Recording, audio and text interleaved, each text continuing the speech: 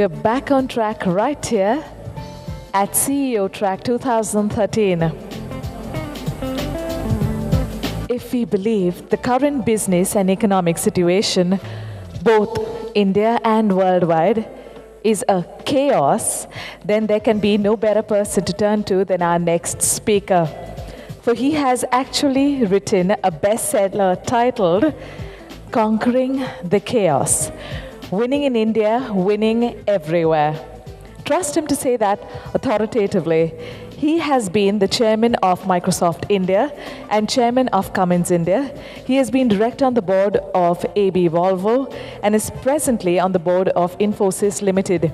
He has been advisor to several other business groups and other institutions, including Harvard School and IIT. Glorious business experience apart, he is also the founder-chairman of Social Venture Partners India, a network of engaged philanthropists attempting to address complex social issues through venture philanthropy.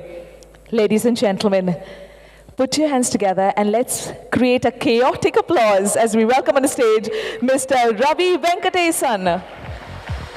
Welcome, sir. When I left Microsoft, I made a decision that I'm going to use PowerPoint as infrequently as I possibly can. Unfortunately, today I decided to make an exception and I therefore can't make it work. It's on some automatic thing. But let me first say good afternoon and what an extraordinary pleasure it is to be with all of you. I've had the opportunity to meet many of you in small groups earlier through the day, and it's been quite exciting. You know, I was invited to actually talk about my book called Conquering the Chaos. This is something I spent 2 years writing. It came out this summer. Fortunately for me, it's doing well. And fortunately for me also, Motilal Oswal has given many of you a copy of this book. So you'll have one as you go home today. But I'm going to deviate from the script because the world has changed so much since the book came out that it's in some ways a bit dated already. So what is it that I'm going to talk about? The book was all about why is it most multinationals can't get it right in India. You know, I spent most of my sort of career building first a $1 billion business for Cummins India, and then I went off to Microsoft and we had a pretty good run as well. But as I looked around me, I said, my goodness, companies like this are by far the exception. Most multinationals are clueless when it comes to succeeding in India and emerging markets more broadly. And that's bad for them, but it's also bad for India, which needs their investment, it needs technology, it needs jobs, and so forth. So I said, let me try and really get to the bottom of this. I was very intrigued when I started by some of the anecdotal evidence. So one of the companies that I really grew to love was McDonald's. Why? Because I said, if McDonald's can do it, anybody can do it. Here's a company that's the largest reseller of beef in the world. They come to India, which is still largely vegetarian. The cow is sacred, and $1 is more money every week. And yet, they come and create one of the most successful franchises. And if McDonald's can do it, why can't others do it? I was puzzled by why Korean companies like Hyundai, Samsung, LG routinely do better than Japanese companies like Sony, Panasonic, or even Toyota. Why is that so? I was puzzled by how a small company from the British Midlands called JCB comes to India and they decisively beat the 800-pound gorilla of their industry, which is Caterpillar. They end up with 65% market share, Caterpillar is in single digits. Why is it that companies like Apple, Toyota, Caterpillar, which are extremely well-run companies, why are they so irrelevant in India and frankly very often in China as well? They're not, it can't be stupidity because these are some of the world's most extraordinarily well-run companies. What happened here? Why did GE, which has got this reputation as a well-run company, not grow through most of the last decade, even while, which was the boom years of our economy? What went wrong with the famous GE management system? And what can we learn from all this? So that's what my original charter was. There's a lot in that book, so I'm going to focus only on a few things given the time constraints. And these are the two or three questions which I want to get at. One is, hey, why does winning in India even matter? That was a question 2 years ago. It's an even more important and urgent question today. And so let me start there. When I started my research process about 24 months ago, a lot of CEOs said, Ravi, the title of your book's interesting. It was called Winning in India. But your country is falling apart. Why does it even matter whether we win or not? And in fact, on December 23rd of 2011, I had one of the most memorable interviews. It was the CEO of a global pharmaceutical company. And he said, within 5 minutes, he came to the point. He said, I know you know my chairman. I've been asked to share my views with you. But I've got to tell you, I hate India. And so I was taken aback. It's only 5 minutes. What do I do? How do I sustain a conversation for 55 minutes? And I said, what do you mean? He says it's the most difficult country in the planet, particularly for a pharmaceutical business. You have compulsory licensing, price controls, no protection for IP. It's just terrible. I prefer Philippines, I prefer Vietnam, China, name it. And many CEOs ask the same question. Why does winning in India matter? Today, sitting in August, September, I think that question is even louder. And so here's what the conclusions I came to, right? So we see all these problems of operating in India, from a sluggish economy to corruption and tax problems, the works. Why does it still matter in spite of all this? Three reasons. This one is kind of important, but in the end, I'll deviate from this. One is, this is a very simple chart from Wikipedia that shows our GDP over the years, from independence to today. Why do I draw some encouragement from it? Because in this period of time, we've had some spectacularly bad governments and some seriously bad ideas. Yet, India somehow has stumbled its way forward, okay? And therefore, if you believe in history, there's no reason to doubt that, with all our missteps, we will still, sluggishly move forward over the next few decades as well.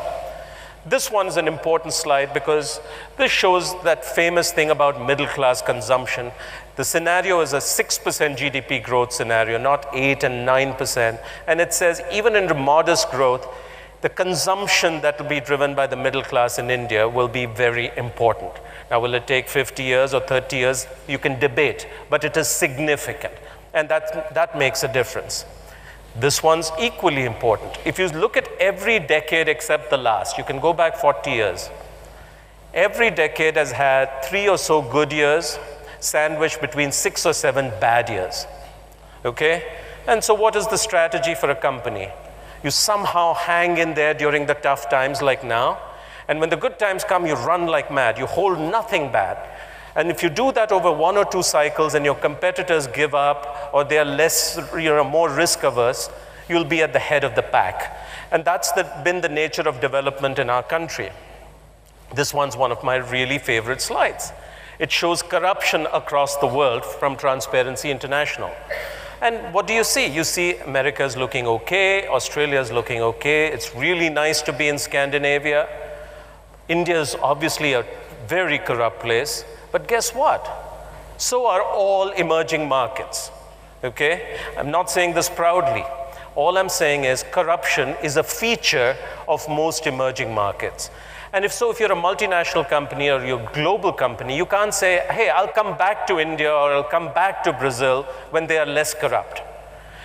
If you're going to be a global company, you have to learn to thrive in these places, but on your own terms. So this is a very, very central argument that I make in the book.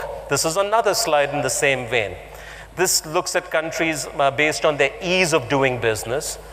This is the World Bank rating, and India is a terrible place to do business. In 1962, John Kenneth Galbraith, who was the US ambassador to India, said he called India a functioning anarchy.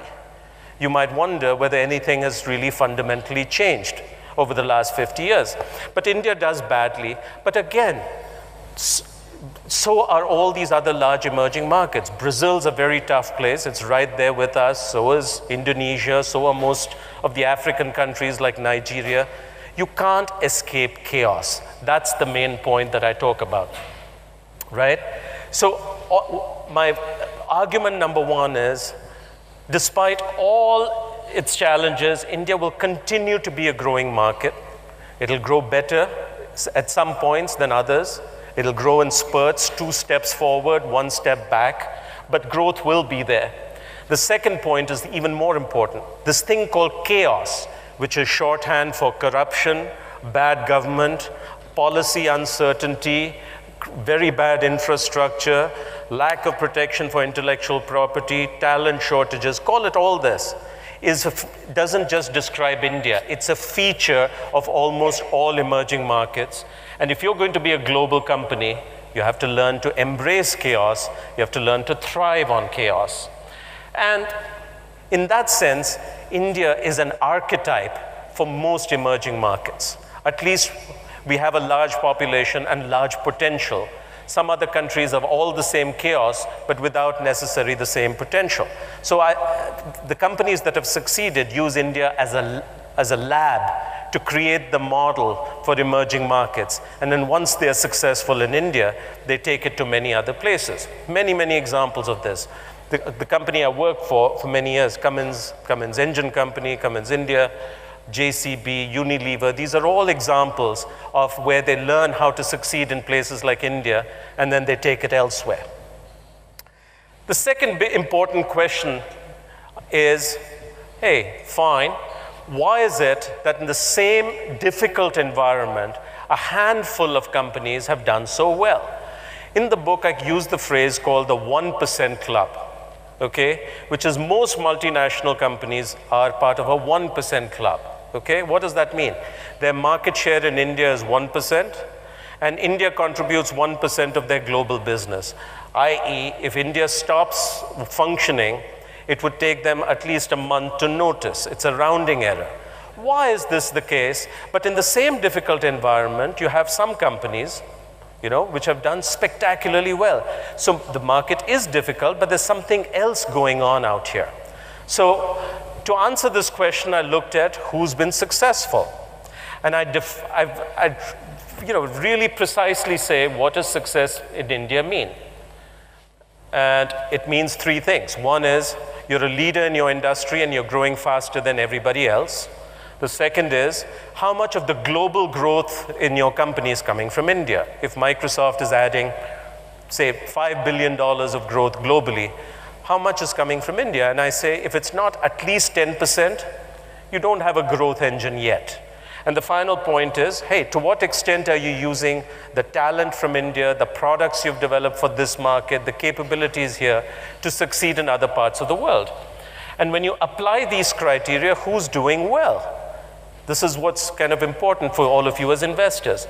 A set of companies does really, really well.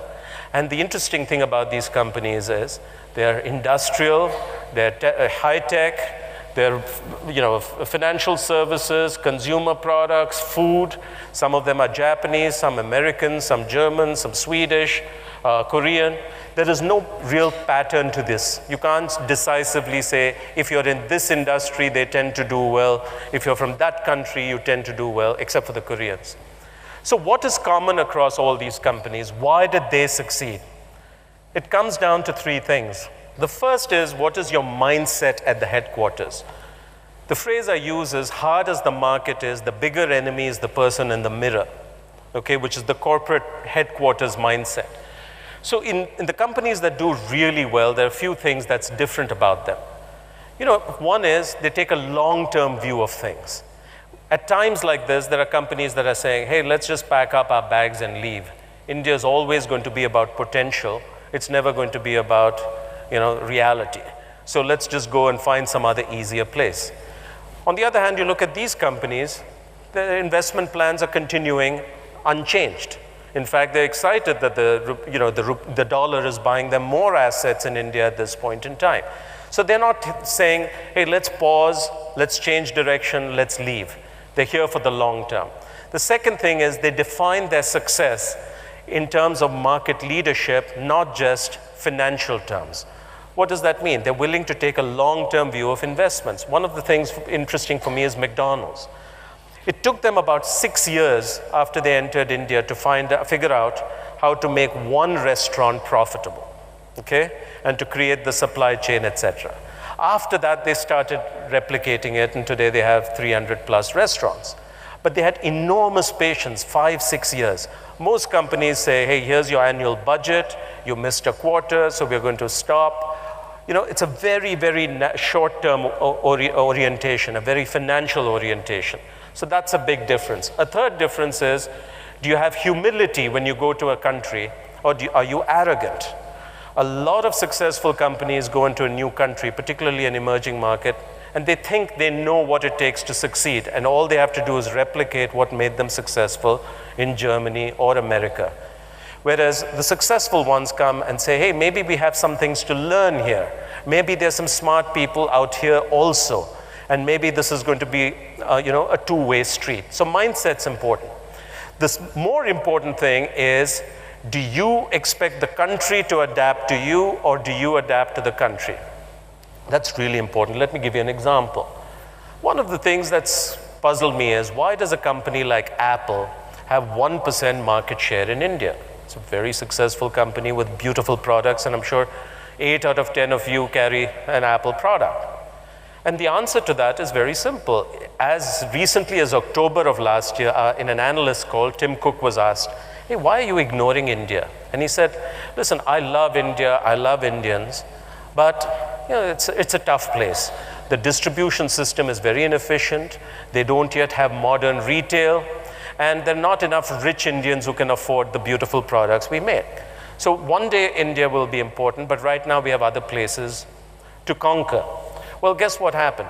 They were wrong. India became the third largest smartphone market in the world after China and the US. Samsung was not waiting for the distribution system or for income levels to increase. They ran away with the market. And now Apple is desperately trying to catch up. So what was the mistake? You're waiting for the country to look like what your business model needs rather than the other way around. I'll give you a contrasting example from Microsoft. When I joined the company in 2004, and that's a whole funny story in itself, how a non-IT guy like me ended up in Microsoft. But one of the things that was the big problem for the company was piracy, which is people like using Windows and Office, nobody likes paying for it. And India was a high piracy market with 75% piracy. So Bill Gates always had this long-term view. He said, listen, let them use it, one day we'll collect. Then Bill retired. And Steve Ballmer came and says, Ravi, now we collect. So immediately the whole machinery said, how do we do enforcement? How do we get companies to pay up for the licenses they use, etc. Then there was this interesting meeting with the IT minister. At that time it was a gentleman called Dayanidhi Maran.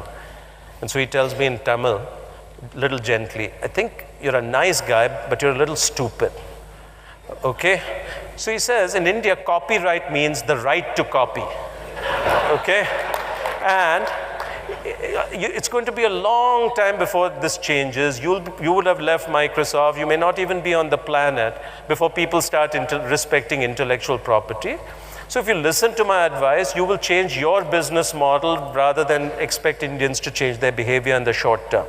It turned out to be right, and the company listened. So today, for instance, if somebody asks a Microsoft guy, what is the price of Office in India? There's no answer, because it depends on who you are. Are you a student? Are you a big company? Are you a small company? Are you a government? Are you an NGO? The price for Office depends on who you are. It was called differential pricing. So, and it was very successful, okay? So what I'm trying to say is the companies that succeed in India come with a mindset, let us bend our business model. If McDonald's had said, listen, the only thing we're going to sell is, the traditional American menu, how many restaurants would they have had in India, okay? So this is really, really, really important. The final point that these companies do well, the really successful ones, is get their talent right. You look at a lot of multinational companies, you see two things. You'll see a lot of expats, and you'll see continuous revolving door at the top. Country manager comes, 2 years later, it's a new person. There's a lot of churn at the top, okay? In the companies that succeed, they somehow manage to create stability and long-term continuity. So you take JCB. This gentleman who built JCB in India, Vipin Sondhi, joins in 2005. What's he doing in 2013? Same job, much bigger business. I came to Cummins in 96. I left for Microsoft in 2004. Quite a long time. Same thing there. My successor at Cummins joined in 2002. He's still there doing the same job. So somehow these companies are able to create continuity and also a strong policy of promoting talent from within instead of constantly going out and hiring people. Now, one of the important ways of growing talent is, every company has some sort of talent management process. Oh, here are high potential people. Let's put them in a high potential program. Let's send them to ISB or Harvard Business School or something. It's all necessary, but nothing changes fundamentally. In the companies that are successful, they have a very different approach to growing leaders. What they do is look for people with certain qualities. And then they give them huge jobs or huge challenges which they are completely not ready for. So they're not looking for just high performers. They're looking for people who have certain character.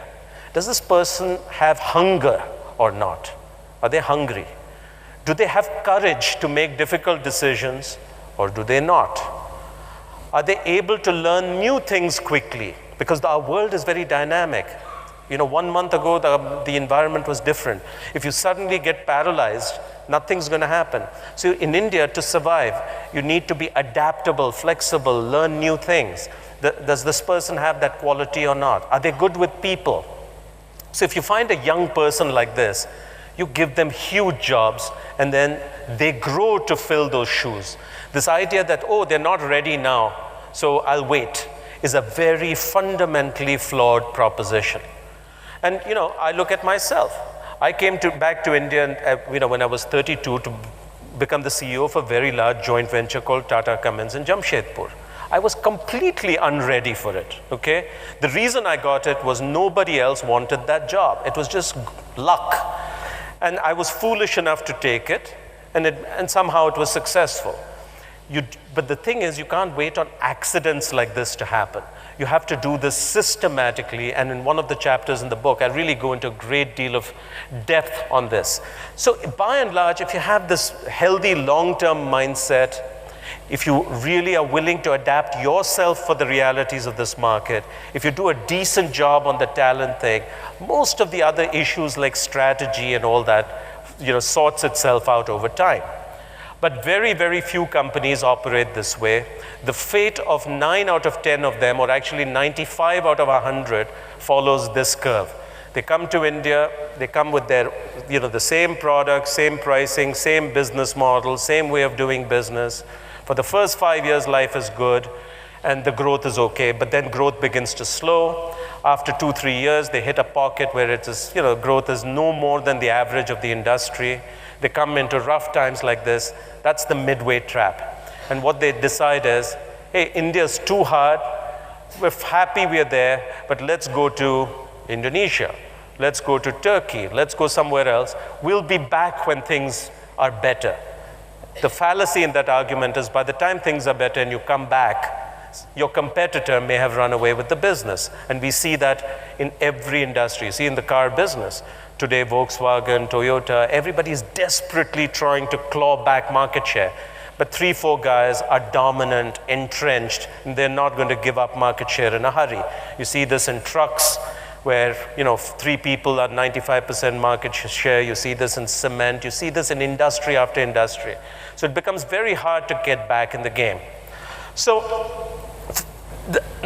for me, the interesting thing is, hey, this stuff is all obvious.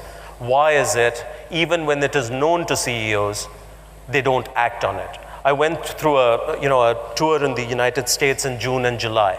I met about 20 CEOs, in small settings in their boardrooms and gave all this talk. They all agreed. How many of them do you think have acted on it? 0, exactly. So the issue is why? And the answer is pretty obvious. This is an unnatural act for most companies. You're asking them, whatever you're reading in that newspaper about what's happening in India, just ignore that. Trust us, this is about long-term potential. They're tired of hearing that story. okay?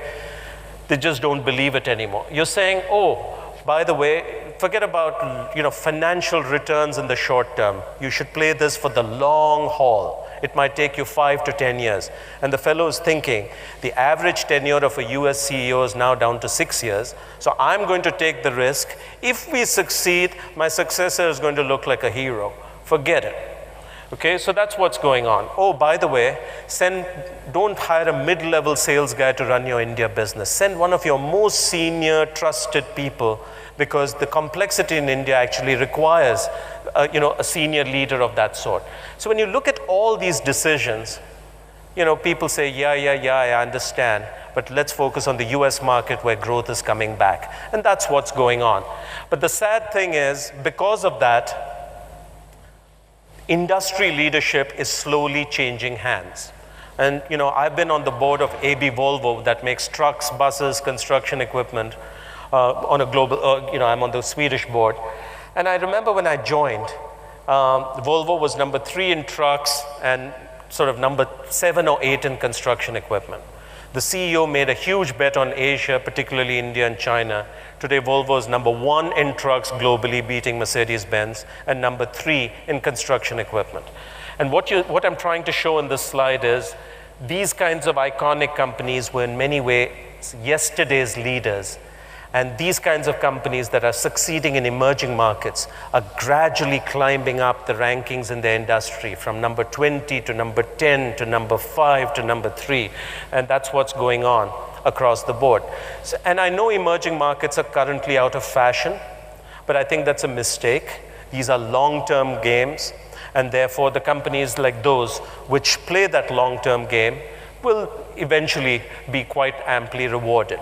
Now, I want to pause here because, the world has changed since I, came out with the book in June. And I was giving this speech to an audience in America, and there was a very wise man in the room, and it turned out to be Ambassador Frank Wisner, who was the US ambassador to India. And he loves India, and, he's a crazy guy. And he said, Ravi, I understand what you're saying, but what you're telling me is India's just like all those other emerging markets, and that means it's going to always be like Nigeria. It is never going to look like Europe or the US. That's what you're telling me. And I thought about it, and I said, that's right. That is really what we are saying. Okay, we used to think of India being, some sort of superpower or whatever, but when you look at the governance disaster that we have, it's pretty clear that while the growth story will come back at some point and the consumption will come back, we're very, very, very far from reaching our potential. And that's what bothers me today.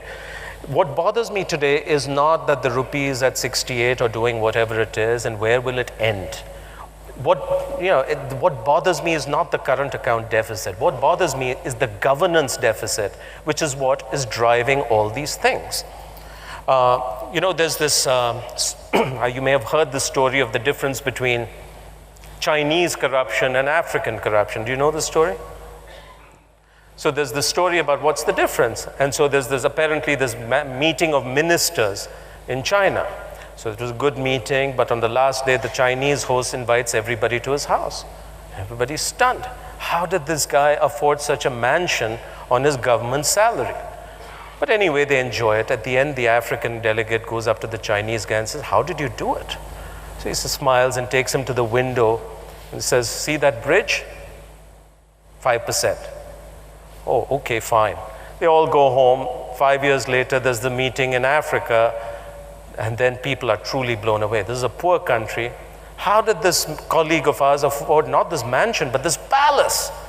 So the Chinese guy couldn't control himself. At the end, he goes up and says, how did you do it? He takes him to the window and says, see that? He says, what? See what? He says, 100%. So that's the difference between efficient corruption and inefficient corruption.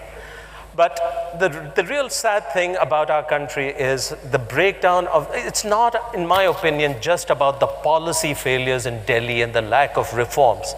What really scares the hell out of me is how hard it is to do business on the ground.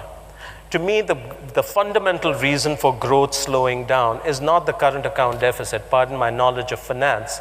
It is because it is becoming harder and harder to do business, harder and harder to get routine approvals. It is getting harder and harder to deal with the extortionate demands at every step, and people are just losing interest, not investing, and so on and so forth. That is what is fundamentally the bigger issue in our country, and everything else is a consequence, okay? And if we don't find a way to fix that, what's going to happen? So when people ask me, what is my view? I say it's going to be business as usual. We're back to the Hindu rate of growth, 4% to 5%. We're going to muddle along. It's going to be really difficult. There may be a real crisis along the way, but assume that's the base case. Now, my advice to companies still holds. In spite of that, you can still do well at a company level if you follow my advice. And many companies are doing that. But what sort of a country are we going to be? That's a whole different question for us to answer. So my advice to companies is all these things, which is, hey, focus on the micro, not the macro picture. The micro opportunities are still there. Play the long-term game. There's a heck of a lot. Today is a great time to be doing a whole bunch of things. For instance, this is a great time if you want to hire talent and strengthen your talent pool. Innovation. I remember going through a similar tough crisis in Cummins in 2000. There was no demand for the large engines and the large gensets we produced. But then I saw lots of cell phone towers going up, but the problem is they needed 10 kVA gensets, not 300 kVA gensets, and we didn't have an engine. So I told our guys, listen, you buy the engine from Tata Motors and Simpson, package it in a genset. Today, that's a $100 million business for the company. So if you look for opportunities, there's plenty of opportunity for innovation. With the rupee at 70 rupees with the dollar at 70 rupees, there are obviously reasonable export opportunities. There are all kinds of things. But the thing that really disquiets me is, how are we going to fix the governance deficit in our country? All our problems are merely the consequence of that. But that's a whole separate story. Let me pause now and see if there's any 2 or 3 questions. And I thank you very much for your attention. And it can be about anything. It can be about Cummins, Microsoft, Bahama, Infosys. Oh, I can't say much about Ravi, Infosys. Hi, this is Ashish. Have you had an opportunity to meet with the policymakers and discuss with them on this particular topic in India? I'm sure you have access to several of them. No, curiously, I got much more interest and traction outside India than in Delhi. In fact, I went to the extent of writing a piece with Ambassador Frank Wisner in Foreign Policy on the US-India trade and investment relationships and how they're deteriorating and what the consequences would be. And my goodness, the amount of interest outside India, including Washington, was huge. But Delhi, deafening silence. There's absolutely no interest in any of the issues, the recommendations on how to make. I told Finance Minister and several people, India is this amazingly fortunate place. We have to do nothing to attract foreign investment. All we have to do is stop frightening it away, okay? And here's how to stop frightening it away, and it'll just automatically land here. But no, there's no interest. So I'm sorry, but they also said no man is a prophet in his own land. So I'm personally not very disappointed. That explains why the dollar is at 70 rupees. Thank you. Where do you see large white spaces in terms of opportunity in business in India outside the domain of government interference? It's a great question. It's a great question. I work with a set of companies, and when it comes to consumer stuff, I still am amazed at how robust interest and demand is, quote unquote, upcountry, smaller towns, etc. That whole demand still seems vibrant. There are substantial distribution and reach issues in terms of getting there. So that's one. I think the social sector is an enormous untapped opportunity, and it's not the philanthropic sector. It is what is called social enterprises, companies that are serving local needs for whether it's for lighting solutions, electricity, medicine, healthcare, education, but charging small amounts of money for it. So in fact, 3 of us got together and raised $15 million and set up something called United Seed Fund, where we make early stage investments in small startups like this. They are for profit, but they are very much about also filling a social need. When you have a government that's not delivering essential services, there's a huge white space.